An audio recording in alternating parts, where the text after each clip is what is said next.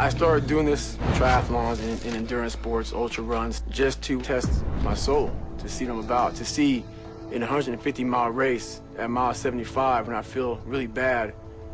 That's when you know. That's the only time you can find out what the human body is all about, what you're made of, to find out limits to myself, limits to the human soul. And every day I'm trying to see if I have limits.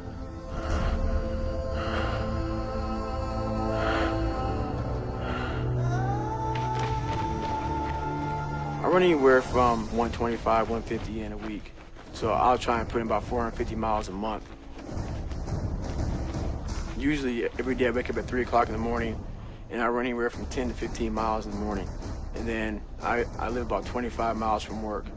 So I get my bicycle, commute into work, do a normal work day.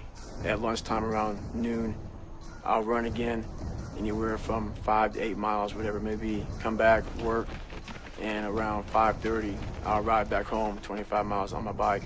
If I'm feeling good and I want to get more miles, I'll get off the bike and do like a short 3 or 4 or 5 mile run. That's my everyday life. So I don't just train like an hour or so. I train until something is uncomfortable, and then that's when you know who you are. The only easy day was yesterday.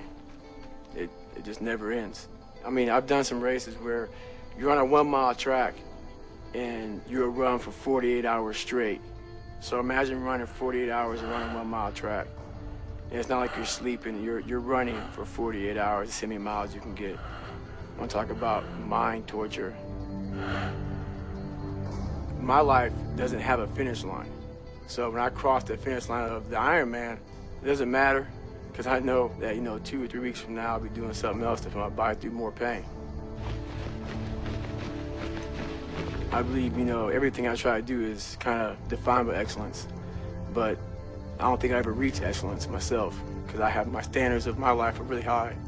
So I don't think I ever reach it, but I try to every day.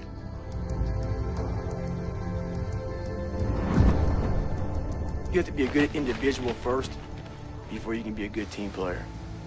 I know for a fact how bad hell we get. I went through it a couple times. It's probably the most brutal military training anybody can go through.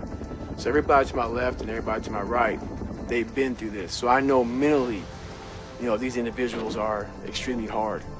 And when stuff gets bad in any situation, I know these guys have my back.